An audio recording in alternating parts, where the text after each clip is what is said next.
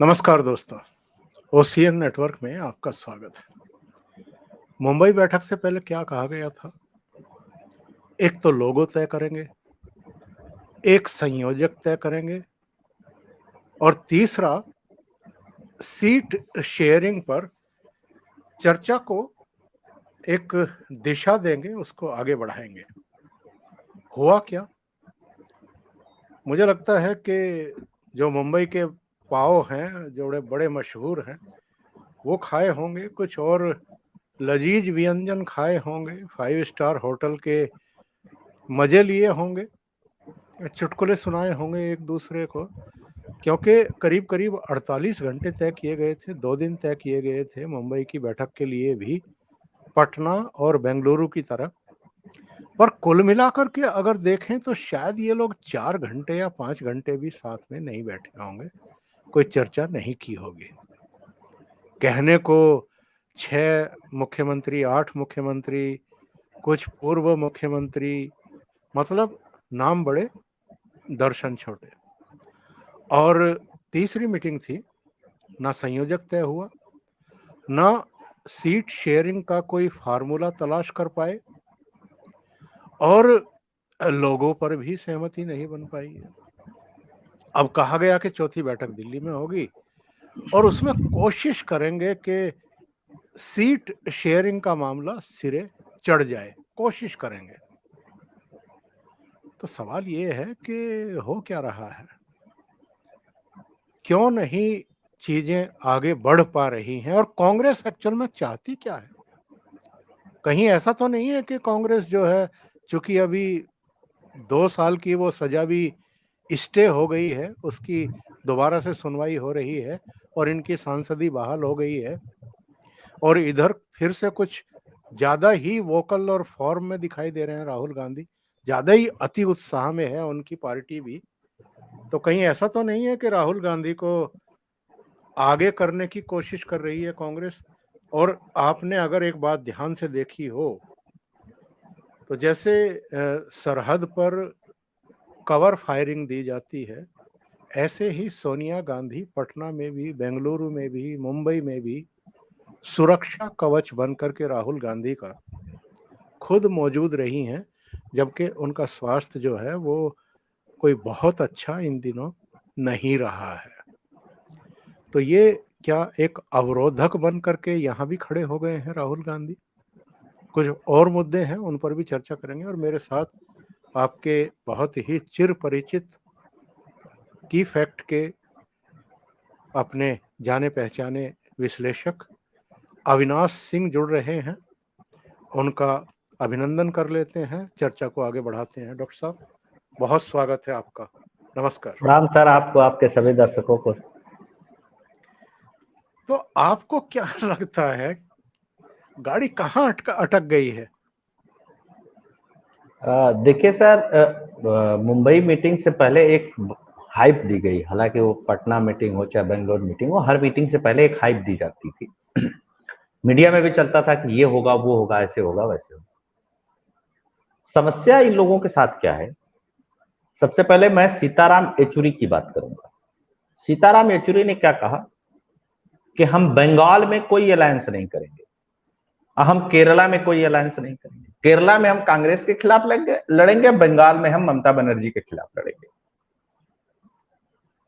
आप ये बताइए, तो इधर उत्तर प्रदेश में अखिलेश यादव सबके खिलाफ लड़ेंगे, वैसे ही 3rd नंबर की पार्टी मायावती की पार्टी इसमें है नहीं।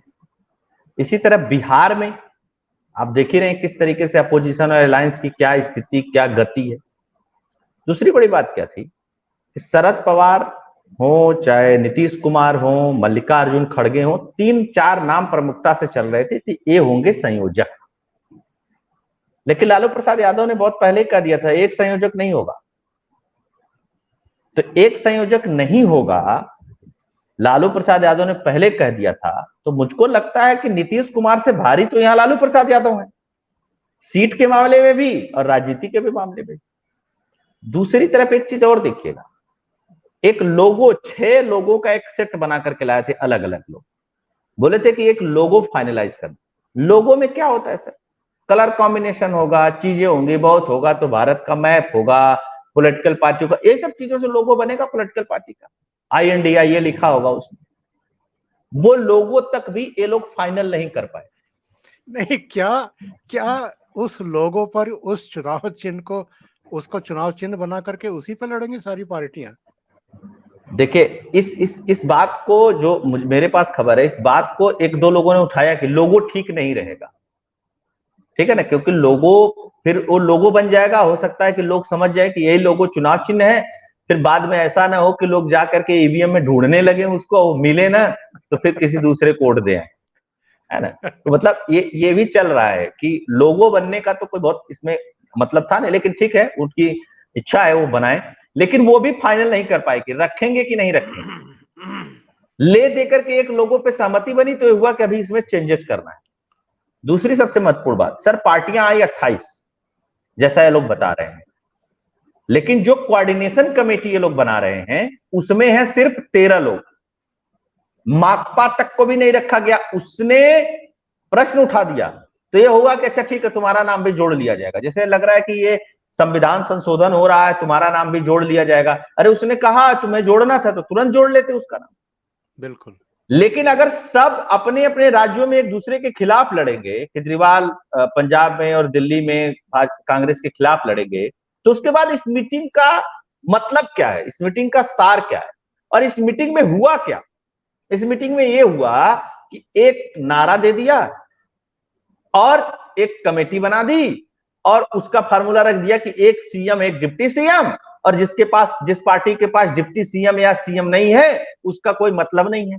अगर आप 28 पार्टी बुलाए हैं तो 28 पार्टियों को रखते उसमें। बिल्कुल। तो पहले तो 14 पार्टियां, 13 पार्टियां ये अलग हो जाएं, एक माकपा नाराज ही, एक मुझको रखा नहीं, और जो बाकी बची हुई हैं वो अपना भविष्य तलाशेंगी। कह रहे भाई ये तो हमको कमेटी में ही नहीं रख रहे हैं, ये तो केवल यहाँ पे बुलाए, 400 रुपये का पानी, 1400 रुपये की सब्जी, 1800 रुपये की कचौड़ी, ये सब खाए, मस्त जुहू चौपाटी घूमे, टाटा बाय बाय, चलते हैं, अब तुमको दिल्ली में हम बताएंगे। और उसके बाद केजरीवाल तुरंत छत्तीसगढ़ और मध्य प्रदेश और राजस्थान का दौरा करेंगे, कहेंगे भ्रष्टाचार चोर कांग्रेस को हम हराएंगे, राहुल गांधी भाजपा को हरा नहीं सकते हैं। यही गठबंधन है इनका। गठबंधन है कि लठबंधन है, यही नहीं समझ में आ रहा है जी। ये बताइए, ये जो राहुल गांधी ने कल रायता फैलाया वहां जाकर के, उन्होंने एक प्रेस कॉन्फ्रेंस कर दी साहब, और प्रेस कॉन्फ्रेंस क्या की कि साहब वो फाइनेंशियल एक्सप्रेस और गार्जियन, उन्होंने कोई रिपोर्ट छापी है, फिर अडानी का राग अलापना शुरू कर दिया। अडानी ग्रुप ने हालांकि उसमें एक बयान जारी कर दिया और कहा कि इसमें नया कुछ नहीं है, ये रिसाइकिल करने जैसा है, और जिस संस्था ने ये दावे किए हैं वो तो जॉर्ज सोरोस की फंडेड एक तरीके से एजेंसी है और जिसका काम यही है और कोई है नहीं। तो अडानी के जरिए नरेंद्र मोदी को, और मैं तो कहूँगा कि भारत की इकोनॉमी को टारगेट करने की एक बार फिर कोशिश हुई है, इसके बावजूद कि जो हिंडनबर्ग की तथाकथित रिपोर्ट आई थी उस पर सुप्रीम कोर्ट की जो एसआईटी थी वो भी क्लीन चिट दे चुकी थी। सेबी ने भी कहा कि कुछ खास मिला नहीं है इसमें, ऐसा कुछ नहीं है, जांच अभी चल रही है, सुप्रीम कोर्ट में सुनवाई भी उसकी चल ही रही है। ऐसे में फिर प्रेस कॉन्फ्रेंस, और वो भी कहाँ, मुंबई में। किनके बीच में?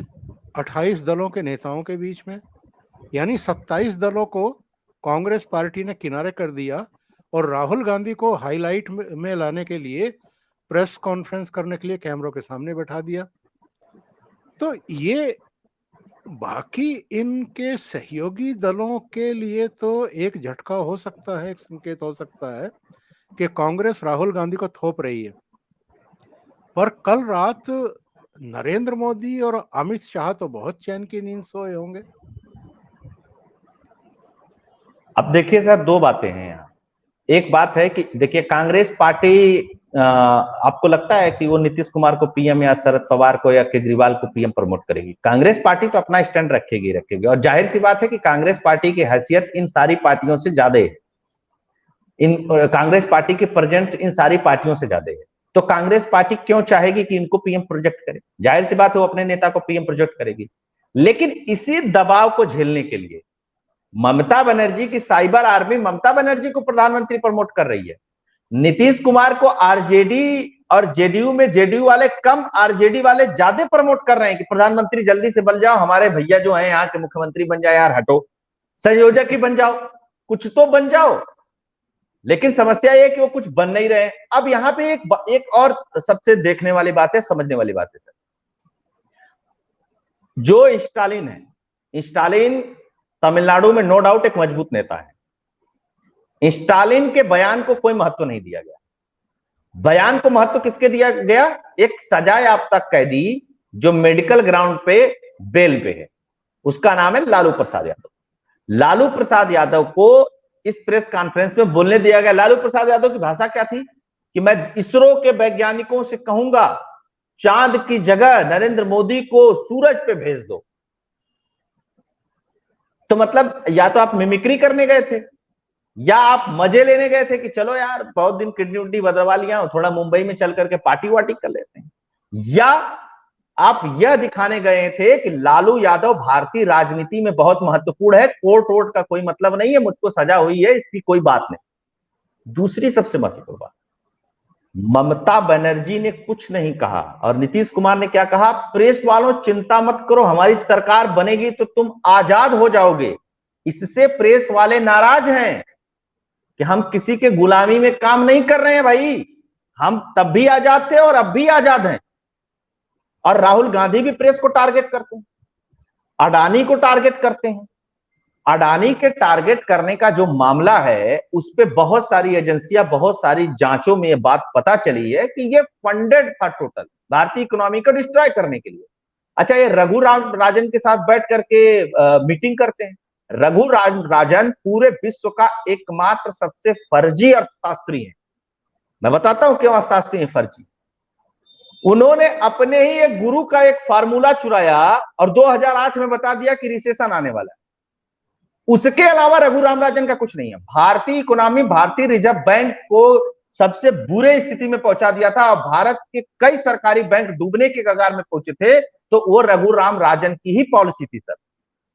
इसलिए भारत सरकार को नोटबंदी करना पड़ा, बैंकों का फिर से एकीकरण करना पड़ा, बहुत सारे बैंकों को मर्जर करना पड़ा, स्पेशल फंड्स देने पड़े। रघुराम राजन के समय पे ही यस बैंक का कांड हुआ था। यस बैंक में जो कुछ बदलाव हुए थे, यस बैंक ने जो कुछ किया था, अन्य सारे बैंक। अब रघुराम राजन क्या कहे थे उस मीटिंग में कि 5% से अधिक भारत की इकोनॉमी नहीं होगी। भारत की इकोनॉमी 7.8% है आज। तो रघुराम राजन कौन से अर्थशास्त्री हैं? रघुराम राजन भारत के गवर्नर रहते हुए, रिजर्व बैंक के गवर्नर रहते हुए भी कांग्रेस पार्टी के पक्ष में और सरकार के विपक्ष में बयान दिए थे। तब सरकार ने इनको एक्सटेंशन नहीं दिया था, इनको इनके पद से हटाया था कि तुम जाओ और आराम से अमेरिका में प्रोफेसरी करो, फर्जी रिसर्च पेपर छापो और अपनी तनख्वाह लो। रघुराम राजन के अंदर लगता है कि मेरे अंदर बहुत पोटेंशियल है, मैं बहुत बड़ा अर्थशास्त्री। भारत तो ऐसे ही ग्रो कर रहा है। तो एक तो ये जो नैरेटिव है कि अच्छा रघुराम राजन को लाओगे तो हम बताएंगे कि बहुत बड़े अर्थशास्त्री हैं, इन्होंने ऐसा कहा था।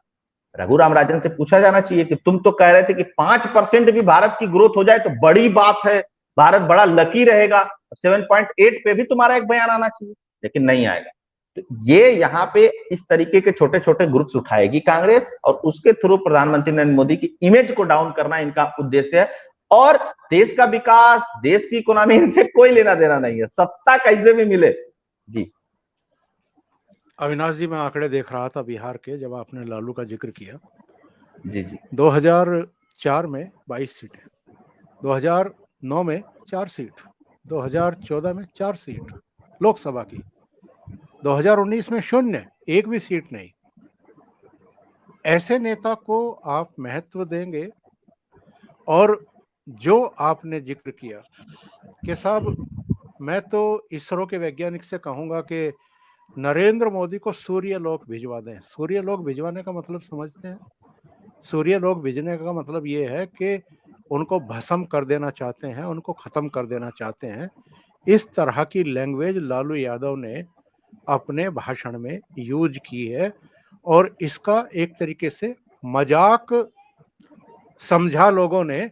लेकिन इनकी जहनियत, जो चारा घोटाले में भी सजा याफ्ता है, जमानत पर जेल से बाहर है, जब रेल मंत्री रहे तो किस तरीके से इन्होंने लूट की, जमीनें लिखवा ली जॉब देने के बदले में।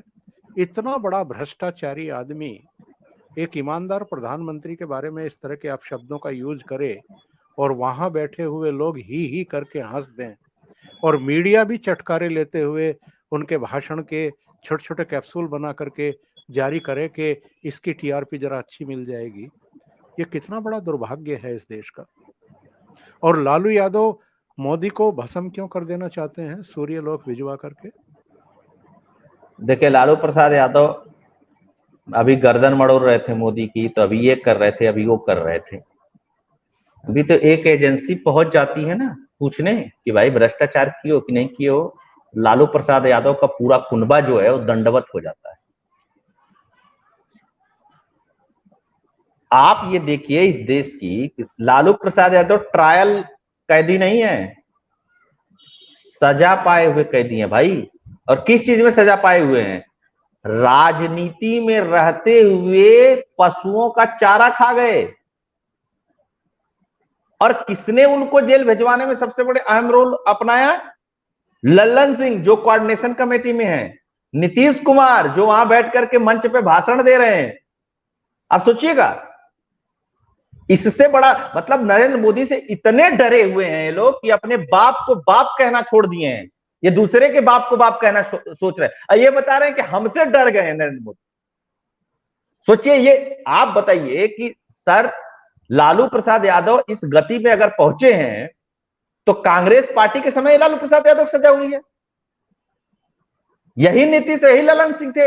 यही ललन सिंह ने रेल में जो जॉब फॉर लैंड वाला जो स्कैम किए थे, उसमें भी यही ललन सिंह जो है वो पीआईएल दाखिल करना, वो एप्लीकेशन देने वाले हैं। उसके बाद भी आप कह रहे हैं कि अब मोदी डरे हुए। मतलब डर का आलम यह है कि रोज गाली गलौज, मतलब जो शब्द केजरीवाल ने कांग्रेस पार्टी के लिए बोले, शीला दीक्षित से लेकर के सोनिया गांधी से लेकर के राहुल गांधी से लेकर के प्रियंका गांधी से लेकर के उनके सारे नेताओं का, और हाल फिलहाल में बोले, दूसरी मीटिंग के बाद बोले, उसके बाद भी ये इकट्ठा होना चाहते हैं। और ये इकट्ठा हो नहीं पाएंगे सर। मैंने दिसंबर तक का समय दिया है, आप देखिएगा वो लठ बजने वाली है एक दूसरे में, क्योंकि विचार एक नहीं, अपनी अपनी दावेदारी छोड़ने वाले नहीं। और राजनीति में जब विचार एक नहीं हो और दावेदारी कोई नहीं छोड़ने वाला हो तो समस्या पैदा होती है। मीटिंग एनडीए की भी होती है, एनडीए में भी बहुत सारी पार्टी हैं। आप इस तरीके की शिक्षा इधर सुनते हैं, लोगो जारी करेंगे तो फलाना जारी करेंगे तो ठिकाना जारी करेंगे। अरे जहां जहां जिस नेता की जहां स्ट्रेंथ है वो वहां चुनाव लड़ता है, सिंपल सी बात है, एक दूसरे को सहयोग करता है। प्रधानमंत्री डिफाइंड है कि फला कैंडिडेट है यहां प्रधानमंत्री का। तुम एक कमेटी नहीं बना सकते हो, देश में चुनाव लड़ने चले हो, देश में चुनाव जीतने चले हो। आप 26 पार्टियां थी, 26 पार्टियों में से सब पार्टियों को रखते कोऑर्डिनेशन कमेटी में। अगर आपको ऐसे ही लगता है कि सबको साथ लेकर के चलना है तो पहले पार्टियां तो 26 साथ हो जाए, 28 जो हैं, तब तो देश को इकट्ठा करोगे आप। और ये वास्तव में देश का दुर्भाग्य है कि एक सजा याफ्ता कैदी बैठ करके वहां के मुख्यमंत्री को, उप मुख्यमंत्रियों को सजेस्ट कर रहा है। चलिए बाकी तो ट्रायल कैदी हैं, ट्रायल पे चल रहे हैं, सुप्रीम कोर्ट हाई कोर्ट में मुकदमे चल रहे हैं। इससे बड़ा दुर्भाग्य क्या हो सकता है? क्या यह लोकतंत्र है? फिर तो कोई भी कैदी पैरोल पे बाहर आएगा, वो भाषण देगा और देश सुनेगा। सारे कैदियों को छोड़ दिया जाए, सब कैदी इकट्ठा होकर के कहें अब हम लोग सरकार बनाएंगे, हम लोगों का इतना बड़ा बड़ा अचीवमेंट, हमने इतनी हत्याएं की, हमने इतने लूट घसोट किया, हमने इतनी इतनी चीजें की हैं, हमसे बहादुर कौन हो सकता है? और वो भी आकर के कहने लगे हमसे तो पुलिस भी डरती है इसलिए हमको जेल में रखती है, हमसे तो कोर्ट भी डर गई इसलिए हमको सजा दे दिया।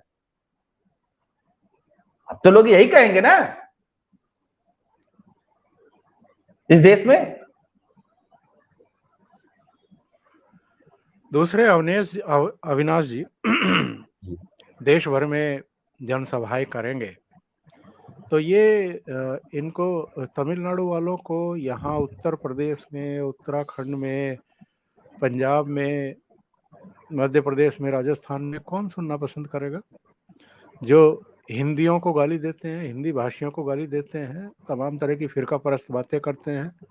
ममता बनर्जी को पश्चिम बंगाल के बाहर कितने लोग सुनने के लिए आएंगे, या उनके भाषण देने पर उत्तर प्रदेश में क्या 4 वोटों का फायदा होगा अखिलेश यादव को और कांग्रेस पार्टी को? अलग अलग राज्यों की जो लीडरशिप इनके साथ जुड़ रही है, उनका दूसरे राज्यों में क्या प्रभाव और प्रभुत्व है? बंगाल में 2 घटनाएं हुई सर, एक चुनाव के समय पे हुई और एक रामनवमी के समय पे हुई हाल फिलहाल। ममता बनर्जी का पहला स्टेटमेंट क्या था? ये जितने दंगा फसाद करने वाले हैं, मेरे राज्य को अस्थिर करने वाले हैं, वो सब बिहार से आए थे, बिहारी हैं। इनके नेताओं ने क्या कहा? बिहारियों को मार के भगाओ। और वहीं पे बिहार पे शासन करने वाले 35 साल से शासन करने वाले लोग, लालू प्रसाद यादव और नीतीश कुमार, बिहार के तो यही मुख्यमंत्री रहे ना, और सामाजिक परिवर्तन और दुनिया भर के बातें करने वाले, और बिहार में दोनों रेल मंत्री रहते हुए दोनों ने बिहार में इतनी रेलें चलवाई कि ताकि यहां से जो मजदूर वर्ग है वो बाहर जा सके। और वो बैठ करके क्या कह रहे हैं कि ममता बहन हम तुम्हारे साथ चुनाव लड़ेंगे और नरेंद्र मोदी को हरा करके भेजेंगे। 14 में सपना दिखे, नहीं हुआ। 19 में सपना देखे, नहीं हुआ। 24 में सपना देखे, नहीं हुआ। और एक चीज और बता दूं सर, देश कभी भी खंडित जनादेश देने की तरफ नहीं सोच रहा है। देश जिताएगा, देश प्रधानमंत्री नरेंद्र मोदी से अगर उबेगा तो फिर कांग्रेस को पूर्ण बहुमत देकर के चुनेगा। अगर ये लोग सोच रहे हैं कि खंडित जनादेश देगी ये देश की जनता, तो इस देश की जनता और प्रदेशों में भी अब खंडित जनादेश का धीरे धीरे खात्मा हो रहा है। जिसको दो पूरा दो, ताकि 5 साल वो ये न कहे कि फला की वजह से ये नहीं पास हुआ, ढिका की वजह से ये नहीं हो पा रहा है, वो पार्टी समर्थन वापस लेते हैं, इसको समर्थन देते हैं। ये वाला हंगामा इस देश में बंद हो, क्योंकि प्रधानमंत्री नरेंद्र मोदी 2014 में जब इस देश के प्रधानमंत्री बने तो 30 साल से जो चीजें चली आ रही थी वो खत्म। तो ये भी पॉलिटिकल पार्टियों का इसका भी असेसमेंट करना चाहिए। इनका इस बात का असेसमेंट है ही नहीं। इनको यह लगता है कि हम किसी जमाने में नेता थे, तो भाई कांग्रेस को क्या जरूरत है? कांग्रेस तो 400 प्लस सीटें जीती हुई थी इस देश में, और उसके बाद के पॉलिटिकल इतिहास में इन पार्टियों ने कितना बड़ा झंडा गाड़ा है लोकसभा चुनाव में, वो भी देखने वाली बात है अपने आप।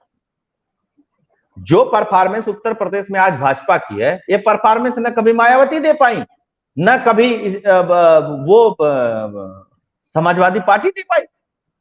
भाई ये दोनों पार्टियां तो कभी 70 सीटें नहीं जीती हैं। और 2019 में तो मिलके लड़े थे, जयंत चौधरी, मायावती, अखिलेश, कागज पे इतना मजबूत गठबंधन। और 2018 में भी एक अलायंस बन रहा था जिसमें चंद्रबाबू नायडू से लेकर के मायावती तक, अखिलेश यादव से लेकर के लालू प्रसाद यादव तक, ममता बनर्जी भी उसमें थी, स्टालिन भी उसमें थे, शरद पवार भी उसमें थे, फारूक अब्दुल्ला भी उसमें थे। मंचों का वो फोटो अभी भी मिल जाएगा सर। और सोनिया गांधी और मायावती जी बगल में अगल बगल खड़े होकर के कह रहे हैं एकदम उखाड़ फेंकेंगे। और पता चला कि अगला पिछले बार 282 जीता था, अब की 303 जीत गया। और अब की जनता कह रही कि इसको 350 के ऊपर ठेल दो, इनका काम खत्म करो। बिल्कुल। क्योंकि देखिए, जो पढ़ा लिखा वर्ग है, जो समझदार वर्ग है, जो विकास और डेवलपमेंट चाहता है सर, वह जातियों के बियॉन्ड जाकर के प्रधानमंत्री नरेंद्र मोदी को चुनता है। वो चुनता है कि उसके गांव की दलित बस्तियों में पक्के मकान बन गए, महिलाओं की अस्मिता के लिए शौचालय बन गए। वो इस बात के लिए चुनता है। वो इस बात के लिए भी चुनता है कि भारत का एक मिशन चंद्रयान पे गया, और इस बात के लिए भी चुनता है कि भारत का प्रधानमंत्री कड़ाई से जवाब देता है दुनिया के लोगों का। वो इसलिए भी चुनता है कि प्रधानमंत्री नरेंद्र मोदी सिर्फ कहते नहीं, करते भी हैं। वो जानता है कि किसानों के खाते में अगर साल के 6,000 आने हैं तो आ रहे हैं, बिना इफ बिना बट के। रोड बननी है, हाईवे बनना है, एक्सप्रेसवे बनना है तो बन रहा है। सिर्फ बतौलेबाजी नहीं हो रही कि उद्घाटन कर, अब शिलान्यास कर दिया, उद्घाटन का नंबर ही नहीं आया, पता चला कि फलाने का तो 30 साल पहले उद्घाटन हुआ था, बने ही नहीं आज तक।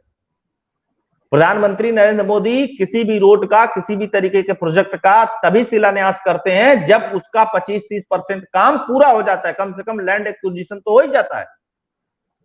तो डिलीवरेंस वाली सरकार है। समस्या क्या है इन लोगों को समस्या, यार अगर इकट्ठे होकर नहीं लड़ेंगे हम लोग ना, तो ये तो हम लोग तो खत्म ही हो जाएंगे, हम तो बचेंगे ही नहीं, हमारा तो राजनीतिक अस्तित्व नहीं बचेगा। अगर राजनीतिक अस्तित्व नहीं बचेगा तो हमारे बेटे बेटियों को तो कुछ आता ही नहीं है, तो सेट कहां से होंगे, वो तो पढ़ भी नहीं पाए। आप बताइए, लालू प्रसाद यादव के 2 बेटे, सामान्यतः वो रिसेप्शनिस्ट की भी जॉब नहीं कर सकते हैं। बिल्कुल, क्योंकि उसमें भी 10वीं पास चाहिए। लेकिन एक उप मुख्यमंत्री, एक मंत्री, कैबिनेट मंत्री है और मुख्यमंत्री बनने की बात कर रहा है, और वहीं बगल में बैठा हुआ अनपढ़ टाइप का एक पढ़ा लिखा केजरीवाल क्या कहता, मैं बहुत पढ़ा लिखा हूं, जबकि एक ग्रेजुएट है वो केवल। सीताराम येचुरी कह रहे हैं कि बंगाल में कोई अलायंस नहीं होगा, कर्नाटक में कोई अलायंस नहीं होगा, तो केरल में होगा। तो आप बताइए कि जेडीएस तो है ही नहीं कर्नाटक में, तो फिर कैसे लड़ोगे? तमिलनाडु में तो तुम्हारा अलायंस पहले ही है, तेलंगाना में बीआरएस नहीं है, उड़ीसा में नवीन पटनायक नहीं है, उत्तर प्रदेश में मायावती नहीं है, तो कौन सी विपक्षी एकता है भाई? और 28 पार्टियों में तुम 13 पार्टियों को कोऑर्डिनेशन कमेटी में रख रहे हो, बाकी पार्टियां तो जाएंगी घर, तो कहेंगी भाई अपने को तो कोई इज्जत नहीं मिली, बिस्लेरी का बोतल पिलाया, सब्जी खिलाया, खाना खिलाया, एक कमरा दे दिया था, हम बैठ करके वहां पे इनको सुन रहे थे।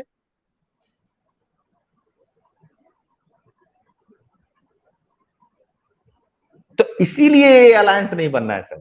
अभी घर पहुंचने दीजिए सबको, जुहू चौपाटी घूम करके, फिर देखिएगा क्या कहानी होने वाली है।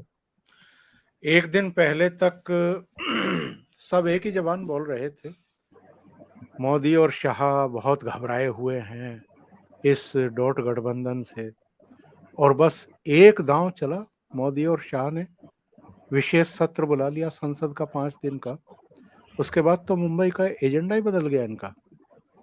इतनी घबराहट।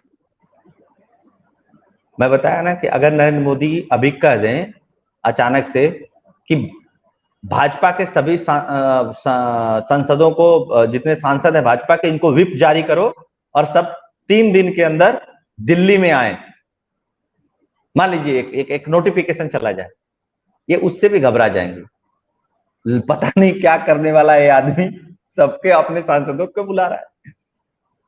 अभी 1 रैंक 1 नेशन 1 इलेक्शन की बात होगी, इस पे भी घबराहट होने लगी। विशेष सत्र बुलाया गया, इस पे भी, जबकि इस विशेष सत्र में उसका पास होना नामुमकिन है, संभव ही नहीं है कि इस विशेष सत्र में वो चीज पास हो, क्योंकि उसके बैरियर में 5 कानून है, पहले वो 5 कानून बदलने पड़ेंगे, उसके बाद वो पास हो सकता है, और बहुत सारे इसमें फॉर्मेलिटीज है। सिर्फ कमेटी बनाई, और रामनाथ कोविंद जी, चूंकि वो लॉ के भी अच्छे जानकार हैं, प्रैक्टिशनर हैं, अच्छे वकील रहे हैं, और देश के राष्ट्रपति रहे हैं, उनको बना दिया गया। अब उससे भी घबराहट है कि उनको क्यों बनाया गया, क्यों नहीं बनाया जाएगा भाई? आपको नहीं लगता कि अकेले अरविंद केजरीवाल ही पढ़े लिखे बेवकूफ नहीं है? इस देश में मीडिया में भी बहुत बेवकूफ हैं, जिनको पता ही नहीं है कि इतनी जल्दी 1 नेशन 1 इलेक्शन वाला बिल पारित नहीं हो सकता है। अभी तो कमेटी गठित हुई है, बहुत सारी औपचारिकताएं पूरी करनी है, लेकिन बजाए जा रहे हैं। आप सोचिए सर, 5 ऐसे कानून हैं, आर्टिकल 83 से लेकर के 356 से लेकर के 172, 173, 174, ये सब आर्टिकल्स, इसमें चेंजेस होंगे। इनमें चेंजेस हो सकता है कि इनमें चेंजेस 1-2 कानून में इसमें चेंजेस कर दें इस सत्र में, क्योंकि लॉ कमीशन की रिपोर्ट 2022 की भी है। लेकिन इसको लागू करने, आप समझिए सर कि जो स्ट्रक्चर है, चुनावी स्ट्रक्चर है, उस चुनावी स्ट्रक्चर में कोई, मान लीजिए राज्य में चुनाव हो गया, जैसे मान लीजिए कर्नाटक है, कर्नाटक क्यों चुनाव में जाना चाहेगा? या और भी बहुत सारे राज्य, उत्तर प्रदेश के योगी आदित्यनाथ क्यों चुनाव में जाना चाहेंगे? बात चलिए भाजपा के हैं, मोदी के हैं, इसलिए नहीं मैं कह रहा हूं, मैं एक सामान्य प्रक्रिया के तहत कह रहा हूं। ममता बनर्जी क्यों चुनाव में जाना चाहेंगी? चुनाव में जाना तो कोई नहीं चाहेगा। तो जाहिर सी बात है कि पहले एक आम सहमति बनानी पड़ेगी, क्योंकि ये भी जो धनिया बोया है वो कांग्रेस का ही बोया हुआ है। इंदिरा गांधी जब फटाफट सरकारों को 356 लगा लगा करके बर्खास्त करनी शुरू की, भाई 1967 तक तो कोई प्रॉब्लम ही नहीं थी। शुरू के 4 चुनाव एक साथ हुए, उसके बाद आपने सरकारों को बर्खास्त करना शुरू किया। 1983 में फिर एक बार लॉ कमीशन की रिपोर्ट आई थी कि इस पे, और चुनाव आयोग की एक रिपोर्ट आई थी कि एक चुनाव कराया जाए। तब कराना आसान था, तब भी आपने नहीं कराया। अब इसमें बहुत सारे दांव पेच चलेंगे, तो मान लीजिए बीच में फिर ऐसा हो जाएगा तो फिर कैसे होगा, तो फिर वैसे हो जाएगा तो ऐसे। इस पे इतनी क्लियरेंस की जरूरत है, इतना कानून में बदलाव करने की जरूरत है, और सबको बैठ करके इस मुद्दे को समझने की जरूरत है। सर 3-3.5 लाख करोड़ रुपया इस देश में चुनाव में खर्च होता है लीगल रूप से। मैं लीगल की बात बता रहा हूं सर, जो इनलीगली खर्च होता है उसको छोड़ दीजिए। क्योंकि पंचायत चुनाव होगा तो ये चुनाव होगा तो वो चुनाव। सोचिए कि लोकसभा में 2019 की लोकसभा में 60,000 करोड़ रुपए खर्च हुए लीगल।